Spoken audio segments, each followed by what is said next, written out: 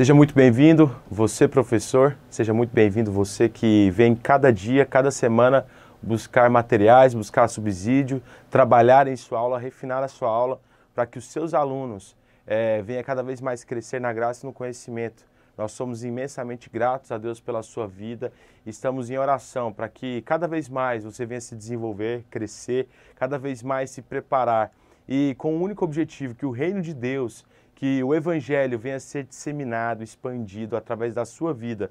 Professor, não pare, independente das dificuldades, independente dos problemas, das aflições, do que atrapalha, os empecilhos, continue nesse ministério lindo que é o Ministério do Ensino, o Ministério da Escola Bíblica. Inúmeras pessoas foram evangelizadas através da Escola Bíblica, inúmeras pessoas foram doutrinadas, foram cada vez mais refinadas na fé através da Escola Bíblica e hoje você é um canal de Deus para a expansão do reino. Meu irmão, eu te peço também para que curta a nossa página no Facebook, curta a nossa página também aqui no YouTube. Você que faz parte de uma igreja que tem outros professores que também estão buscando material, buscando subsídio, apresente para ele no nosso canal do YouTube, nós temos diversos materiais para todos os etários. Apresente para a sua escola, apresente para a sua igreja através do WhatsApp. Tem vídeos desde o maternal até o adulto. Então, nós pedimos que nos ajude nessa divulgação. Também, no nosso site eb-blumenau.com.br você encontra diversos materiais em PDF, PowerPoint, para enriquecer a sua aula. Tá ok? Nós estamos aqui na reta final da lição de jovens, nesse segundo trimestre de 2019, na lição 12, a penúltima lição, que trata de um tema muito pontual, muito urgente para você que está por Blumenau. Se você for de outra denominação, nos visite, nós somos a Assembleia de Deus de Blumenau, nossas escolas bíblicas acontecem durante toda a semana, especialmente a clássica dominical. Então, se você quiser fazer uma visita, vai ser muito bem-vindo. Você de outras regiões do país, nós somos gratos também pela sua preocupação, por ter nos achado e divulgue, ajuda nessa divulgação aí, para Deus abençoar cada vez mais e crescer cada vez mais o reino de Deus. Meu irmão, nessa lição de hoje nós iremos estudar o governo da igreja local, iremos falar sobre poder, iremos falar sobre influência, sobre o local da igreja, sobre decisões, sobre justiça, todos temas pontuais referentes à fé cristã. O texto do dia está lá na primeira carta de Pedro, que diz assim: apacentai o rebanho de Deus que está entre vós, tendo cuidado dele, não por força, mas voluntariamente, nem por torpe ganância, mas de ânimo pronto, nem como tendo domínio sobre a herança de Deus, mas servindo de exemplo ao rebanho. A síntese a igreja é o corpo de Cristo, e toda a autoridade e poder emanam dela. É muito importante essa síntese, porque é muito comum você ver cristãos falando, verbalizando uma frase que foge e destoa totalmente das verdades cristãs, de que todo o poder emana do povo, né? Dizem isso sem saber a fonte, a raiz histórica dessa frase. Nós devemos entender que todo o poder emana de Deus, todo o poder emana de Deus através da igreja de Cristo, que foi comprada e remida por Ele. Então, todo o poder não emana do povo, todo o poder emana de Deus. Nós, como cristãos, temos que entoar isso em alto e bom som. A frase que eu coloquei ali para fixação é: o exercício da submissão consiste na mais eficaz vacina contra a soberba e fútil ganância.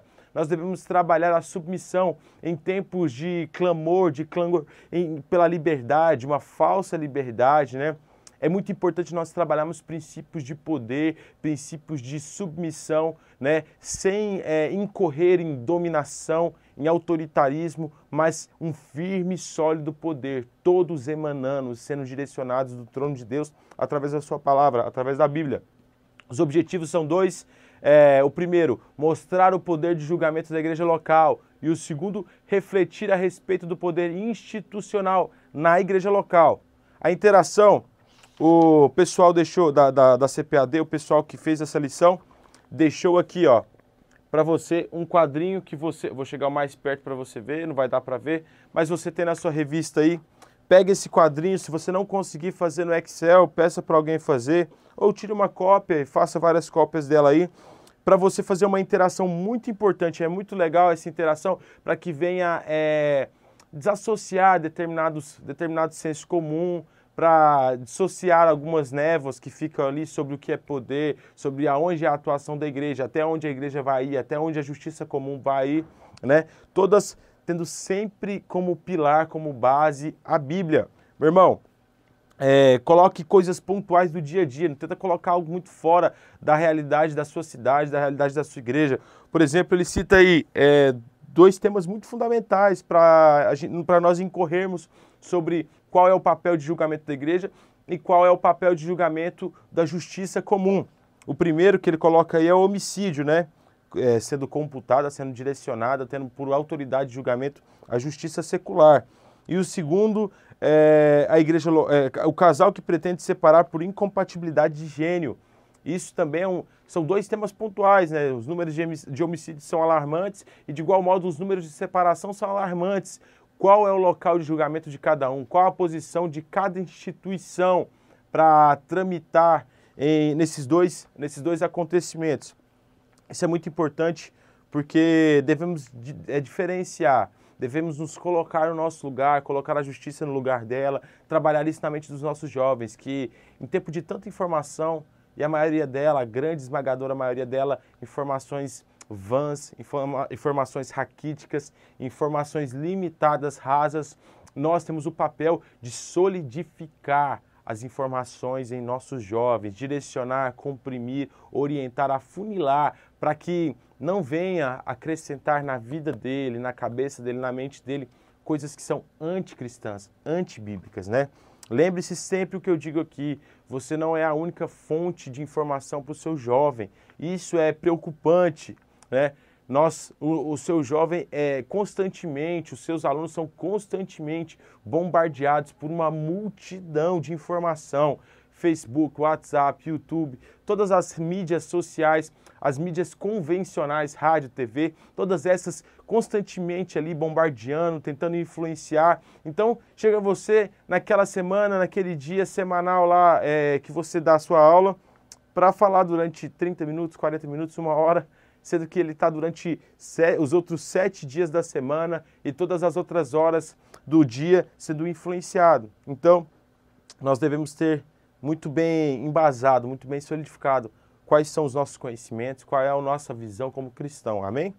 Meu irmão, o texto bíblico que ele nos coloca está lá na primeira carta de Paulo aos Coríntios, no capítulo 6, no versículo 4 ao 10, né? Eu vou ler para os irmãos porque é amplamente discutida quando se diz a respeito de poder, de justiça, né? Diz assim: então, se tiveres negócio em juízo pertencentes a esta vida, podes na cadeira aos que são de menos estima na igreja? Para vos envergonhar, o digo, não há, pois entre vós sábios, nem mesmo um que possa julgar entre seus irmãos, mas o irmão vai a juízo com o irmão, e isso perante infiéis. Na verdade, é já realmente uma falta entre vós terdes demandas uns contra os outros. Por que não sofreis antes a injustiça? Por que não sofreis antes o dano? Mas vós mesmos fazeis a injustiça, fazeis o dano, e isso aos irmãos. Não sabeis que injustiça não há de herdar, que o injusto não há de herdar o reino dos céus?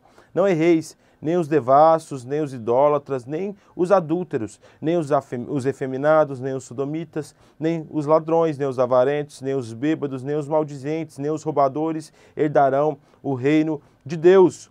A outra parte, né, a outra perícope que é colocada como texto bíblico dessa lição, está lá na primeira carta de Pedro 5, do 1 ao 4, que diz assim: aos presbíteros que estão entre vós, admoesto eu, que sou também presbítero com eles, e testemunha das aflições de Cristo, e participante da glória que há de se revelar.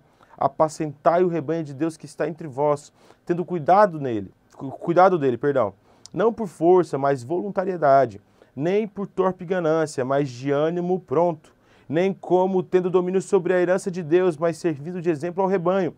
E quando aparecer o sumo pastor, alcançareis a incorruptível coroa de glória, né? As duas cartas têm uma diferença aí de quase uma década entre elas, mas é muito importante nós termos em mente o que cada uma delas trata, né? A introdução fala basicamente sobre isso e eu vou pontuar para vocês algumas coisas que pode auxiliar na sua aula. Eu vou ler para vocês a introdução. Diz assim, ó: na lição desse domingo veremos que os crentes de Corinto estavam deixando a antiga vida de promiscuidade e corrupção que imperava na cidade para uma nova vida com base no Evangelho de Cristo. Entretanto, havia entre eles muitos conflitos e disputas banais. Então o apóstolo Paulo os orienta a resolverem as questões entre si e não na justiça secular. Como igreja do Senhor, temos autoridade para julgar a palavra de Deus, aquilo que é certo e errado. E os pastores têm autoridade para disciplinar, em amor, os que cometeram algum erro, né? A primeira carta citada, a carta aos Coríntios, foi escrita num período muito específico de Paulo, que ele estava ali na cidade de Éfeso, aproximadamente no final dessa estadia dele em Éfeso, 55, 56 depois de Cristo, né? Direcionado a uma igreja que Paulo tinha muito carinho, porque ele plantou a custo de sangue, como todas as outras igrejas que ele plantou, mas era uma igreja assim, em uma posição privilegiada, né? A cidade de Corinto era a capital da Acaia, então era era uma metrópole ali, que tudo era, se convergia àquela cidade. Era uma cidade que tinha muito acesso a questões portuárias, era uma cidade de trânsito, era uma cidade de comércio, e tudo isso acarreta em consequências negativas, porque da mesma forma que era uma cidade com muito recurso, com muita disponibilidade cultural, muita disponibilidade intelectual, era uma cidade também muito promíscua, né? Tem até um adágio muito comum na época, no primeiro século, segundo século, que chamar uma outra pessoa de Corinto era um xingamento, era chamar ele de promíscuo, de devasso, porque a cidade era muito devassa. E Paulo tinha um desafio gigantesco. Ele tinha a missão, a incumbência divina de falar a esses gentios que estavam extremamente acostumados com a cosmovisão, uma visão de mundo de devassidão, de depravação, né? Onde a corrupção fazia parte, né? Engraçado que nos nossos dias é igual. Nós, brasileiros, temos como principal festa ao redor do mundo o carnaval, que é nada mais do que uma festa onde é induzido a promiscuidade, a bebedeira. De igual modo, somos conhecidos em todo mundo como a nação do jeitinho, né? O jeitinho brasileiro. Tudo tem um jeitinho, tudo tem uma facilidade. Isso nos mostra a questão atemporal da Bíblia, a aplicabilidade atemporal dos escritos bíblicos, que mesmo tendo esse abismo temporal, ela se aplica de forma aguda e precisa às nossas vidas. A nós aqui, no século XXI, no Brasil, mesmo com essa distância geográfica, essa distância temporal, nós somos profundamente atingidos, confrontados, admoestados pelo poder da palavra, né? Isso é muito importante você tratar com os seus alunos. Primeiro ponto que nós temos aí é o poder de julgamento da igreja local. Paulo propõe um modelo de conciliação de conflitos para a igreja local. Paulo, ele tinha um desafio muito profundo para essa igreja, né? Na segunda parte, no 1.2, ele fala sobre a questão, a formatação dessa sociedade ao qual Corinto estava inserido, né? As questões da estrutura do organograma de julgamento de poderes no mundo romano. Ele orienta também sobre essa questão da formatação institucional em que a igreja estava tomando por essa questão de fazer parte de uma sociedade já organizada daquele modo, onde poderes julgavam, onde instituições julgavam. Só que é muito interessante nós lembrarmos que o poder romano era extremamente corrupto, né? O judiciário romano era corrupto, os poderes, o Senado, a guarda pretoriana, né? Um episódio muito clássico sobre isso são diversas conspirações, diversas tomadas de poder de forma ilegal, mas o próprio Nero, ao qual matou Paulo e Pedro, os dois citados aqui nessa lição, ele sofreu um revés de um poder aliado ao Senado durante uma tomada de Zenão ali. Um pessoal tentou tomar o poder dele e os pretorianos, guarda ao qual Paulo ficou preso na sua primeira estadia, e o Senado se organizaram para tomar o poder de Nero, né? Uma forma corrupta, subornaram pessoas, teve até a ajuda de um famoso tutor de Nero, que era Sêneca, um filósofo estoico, e tudo isso nos mostra o quanto essa sociedade era depravada, era corrupta. E o espanto de Paulo faz muita razão, tem muita lógica, porque ele vendo uma igreja que foi comprada pelo sangue de Cristo, foi santificada, redimida, justificada pelo amor de Deus, recorrendo a esse poder corrupto para resolver os seus problemas internos. Esse era o grande dilema de Paulo, né? Como que alguém que está em corrupção, um cego, pode guiar vocês que conhecem a verdade, mas recorrem ao cego para lhes mostrar o caminho. Isso é totalmente incoerente, né? É incondizente com a situação deles de lavados e remidos pelo sangue de Jesus. E Paulo propõe essa formatação, essa nova organização ao qual a igreja deveria tomar. Uma citação que eu marquei, que eu achei muito pontual, diz o seguinte: ele destaca que a igreja tem um papel de julgamento superior, pois a igreja julgará o mundo, né? Não tem o porquê nós que tivemos a escama dos nossos olhos retiradas, que tivemos a clareza do evangelho, éramos antes mortos em nossos pecados e delitos, agora fomos vivificados pelo poder e a ação do sopro do Espírito Divino. Recorremos a pessoas que estão mortas. É totalmente incoerente. O espanto de Paulo tem muita lógica em relação a isso, porque mostra essa questão onde nós, cristãos, não devemos nos ceder aos poderes do mundo, pois nós julgaremos o mundo, julgaremos os anjos e todos os poderes, né? Totalmente incoerente nós pensarmos o contrário. De igual modo, meu irmão, tem uma outra citação que eu achei muito pontual, que diz assim: o apóstolo afirma que o mais desprezível dos membros da igreja teriam as melhores condições de julgamento que os poderes e os juízes romanos, mesmo aquele mais analfabeto, mais incapaz dentre a comunidade da fé, tinha o poder, a autoridade, a consciência limpa e entregue para julgar questões triviais, né? Isso é muito importante trazer para os nossos dias. Uma igreja, nos nossos dias é muito comum um problema simples dentro da igreja se tornar algo tão grande, por simples incompatibilidade, por simples falta de humildade, simplicidade de entender o tempo de Deus, entender o papel do cristão, né, meu irmão? Isso é muito importante nós trabalharmos, sobretudo em jovens, sobretudo na sua classe específica, porque eles não são a igreja do futuro, eles são a igreja do presente. São eles que, se não forem conduzidos a uma mente, a uma metanoia, a uma mudança de mente, eles vão incorrer nos mesmos erros de gerações passadas, né? Como eu já falei aqui sobre o primeiro ponto, fazendo um link com o segundo ponto, eu vou direto ao terceiro ponto, que diz assim: o poder de julgamento da igreja estava condicionado à prática da justiça. Por que a igreja de Cristo tinha o poder de julgamento e uma consciência mais capaz, mesmo o menor dentre deles, de julgar questões com muito mais eficácia e de forma muito mais profícua do que qualquer poder romano? Porque, justamente pelo ponto ao qual é citado, a igreja tem que ser embasada, praticada em justiça. Paulo, no final do seu raciocínio ali, expõe: meu irmão, independente do certo ou errado, não seria mais eficaz, não seria mais cristão, mesmo você estando certo, recuar, mesmo você tendo razão, se entregar em humildade, né? Em uma alusão ao Sermão do Monte, nos colocando como pobres, nos colocamos com sede, com fome e sede de justiça, mas tendo a nossa saciedade suprida em Cristo Jesus e não em poderes humanos, né? É muito importante você trabalhar isso. Se você quiser fazer um paralelismo ali com o Sermão do Monte, eu acho que vai ser muito eficaz. Ele faz essa citação, faz essa indicação aqui e vai ter muito fruto, né?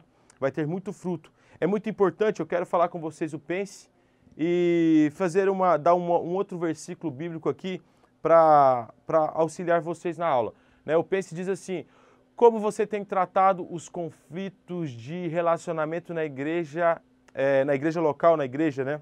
Eu quero deixar para você trabalhar esse Pense aí, Tiago 4:1, né? Tiago 4:1 diz assim: de onde que vêm os problemas que existem entre vocês? Né? De onde vêm as brigas e desentendimentos que existem entre vocês de forma coletiva? De onde, se não, das paixões que habitam dentro de vocês? A exposição de Tiago é fantástica, pois ele tem uma leitura perfeita dos problemas, a origem dos problemas de toda uma comunidade. Os problemas do coletivo têm ação, tem como matéria-prima os problemas do indivíduo. Se eu tiver o meu individual tratado, o meu individual refinado em Cristo Jesus, automaticamente, quando existir um problema no coletivo, eu vou estar sarado, remido, capacitado para alcançar, para transpassar essa situação sem nenhuma ranhura, sem nenhum problema, sempre entendendo que o próximo é o meu alvo de amor. Recuar, às vezes, é uma atitude de amor. Mesmo estando certo, deixar, apaziguar, é um fruto do Espírito. Ser manso, ser humilde, ter domínio próprio, são todos frutos, né, do Espírito ao qual nós devemos trabalhar, um fruto na totalidade, como um fruto só, não como fatias, né, não fatiando isso, ter um exercício total da ação do Espírito Santo. Amém? O segundo ponto também, meu irmão, diz assim, ó, o poder institucional na igreja local, né? Primeiro, o autor da lição nos lembra quem que era o destino da primeira carta de Pedro, né? Qual era o destinatário da primeira carta de Pedro? E é importante nós trabalharmos justamente isso. O destinatário da primeira carta de Pedro eram as pessoas pobres, humildes, simples, né? Ele direcionou a sua carta a um grupo específico, a esses estrangeiros, né? Os estrangeiros dispersos nas 5 províncias romanas. E esse trabalhar dele nos mostra sobre qual é a ótica, qual é o direcionamento, qual o prisma a igreja local deve ter, sempre favorecendo os desfavorecidos, sempre colocando os desprivilegiados em primeiro ponto. Os menores, os últimos serão os primeiros, em um movimento totalmente contrário à forma ao qual, a ótica ao qual o mundo vê, né? O segundo ponto ali é o sofrimento imposto pelo poder imperial como tema principal da epístola. Lembrar que, e justamente trabalhando de forma coadune ali, a advertência contra o abuso de poder. O público-alvo de Pedro e o lugar ao qual nós temos por base que ele escreveu a carta, o ano, nos mostra muito sobre o seu alerta, fala muito sobre a intencionalidade do coração de Pedro, né? Ele se dirigiu aos que sofriam, porque ele de igual modo estava sofrendo. Ele direcionou a sua fala aos que eram alvo do sofrimento, porque ele estava em Roma, né? Ele fala ali uma alusão que escreve essa carta da Babilônia, e nós, por um consenso, deduzimos que ele estava em Roma quando ele escreveu a sua carta. No ano de 64, como já foi dito aqui, justamente no ano ao qual nós achamos que ele morreu, foi morto através da perseguição. Então ele não estava falando de forma ensaiada ou totalmente de forma fria, numa análise distante. Não, ele era alvo de perseguição, era alvo de calúnias, era alvo de problemas. Ele também, de igual modo, era pobre, suscetível aos mesmos sofrimentos que todos os outros cristãos, todos os outros estrangeiros dispersos ao derredor do mundo comum daquela época. Então, Pedro tinha muita base no que ele estava falando, uma base empírica, vivencial, daquilo que ele sofreu, né? O Império Romano era extremamente truculento, né? A comunidade cristã, ela não sofria simplesmente pelas demandas triviais da vida, ou mesmo por uma necessidade fisiológica, uma necessidade de carência, não. Ela sofria repressão de todos os lados, seja pelo Império Romano, que enxergava os cristãos como baderneiros, como desprezível, né? Como pessoas que... A imagem do cristão sempre estava muito ligada à desordem, à rebelião, à falta de submissão, porque os cristãos não se rendiam aos poderes romanos, não por insubmissão, mas simplesmente estrito no quesito de adoração. O restante eram todos submissos, porque era uma ordem do próprio Cristo. O próprio Paulo, na carta aos Romanos, também nos diz isso. Mas, de igual modo, eles não se submetiam às questões referentes à idolatria. E eles estavam extremamente certos nessa questão, uma questão bíblica. E eu quero ler para vocês uma citação que eu achei importante, que eu destaquei, que diz assim, ó: como se não bastasse a condição social da comunidade cristã nessas regiões, eles sofriam perseguições dos romanos, que consideravam os cristãos como povo desprezível, supersticioso, pervertor da moral e da ordem romana. De igual modo dos judeus, que perseguiam os cristãos por motivos religiosos e políticos da própria população local, que por motivos sociais, quer pela diferença de práticas religiosas e políticas. É muito importante também destacarmos essa questão da perseguição do grupo judeu, que nós vemos em toda a Bíblia, né? Essa repressão. O próprio Paulo era um repressor da comunidade da fé, da comunidade do caminho, e isso era muito vívido na época de Pedro, muito latente na época de Paulo, e eles tinham muita base, porque sofreram repressões profundas. Paulo foi morto pela comunidade judaica, foi quase morto pela comunidade judaica diversas vezes, teve que fugir, teve que se esconder, teve que recorrer a poderes, forças romanas, a justiça romana, para que não fosse martirizado ali pelos próprios judeus. Tiago, o irmão de Jesus, foi morto pela comunidade judaica. Diz a tradição, principalmente Eusébio nos embasa sobre isso, que ele foi empurrado do pináculo, depois foi executado com uma marretada em sua nuca pela comunidade judaica, ele que orava por Jerusalém, ele que se dedicava, ele que era não só alguém conhecido na comunidade judaica, mas era uma pessoa bem quista na comunidade judaica. A própria comunidade judaica o apelidou de o joelho de camelo, porque reconheceu a sua devoção, a sua piedade, pelas horas a fio ao qual ele passava orando no templo. Então, isso nos mostra muito sobre a realidade, a realidade que aquela comunidade cristã enfrentava e nos traz ao coração a certeza de como que deve ser a organização do poder, como nós devemos nos portar referente às perseguições políticas, referente às questões legislativas do nosso país.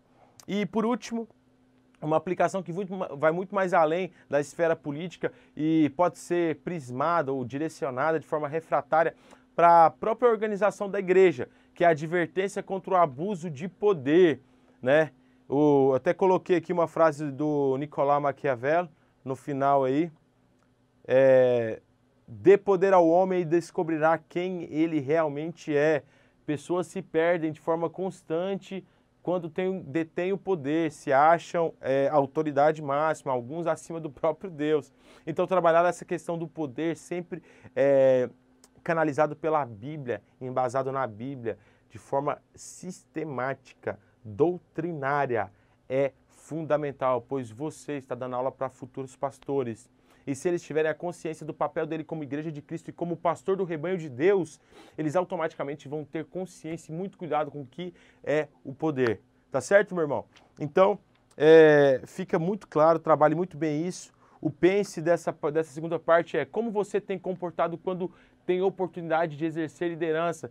Ter irmão que não pode cuidar nem do grupo de limpeza, né? Não pode ser o responsável pelo mutirão da igreja que já quer mandar em todo mundo, quer escorraçar todo mundo, e é terrível. Então trabalhe isso nele. A conclusão é a seguinte: na lição de hoje aprendemos que a igreja local tem o poder para tratar questões internas entre os seus membros. Aprendemos também que a liderança da igreja local deve estar alerta contra os pseudolíderes e sobre a grande responsabilidade que é cuidar do rebanho do Senhor.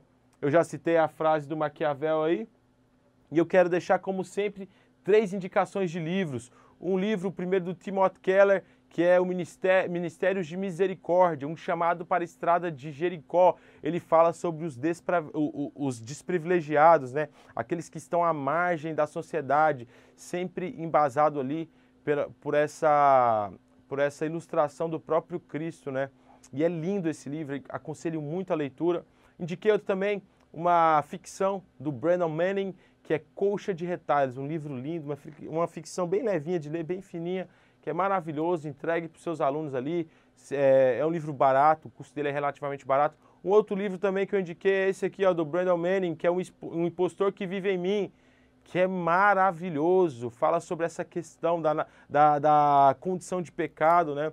Sobre a condição nata que nós temos de pecar, que nós devemos trabalhar o impostor que vive em nossos corações, amém? Essas são as minhas indicações de livro. De igual modo, essa é a minha aula. Eu sou grato a Deus pela sua vida e semanalmente eu te aguardo aqui nesse canal, meu amigo. Que Deus venha abençoar a sua vida cada vez mais. Nós somos a Assembleia de Deus de Blumenau e somos imensamente gratos a Deus pela sua vida. Amém. Deus te abençoe.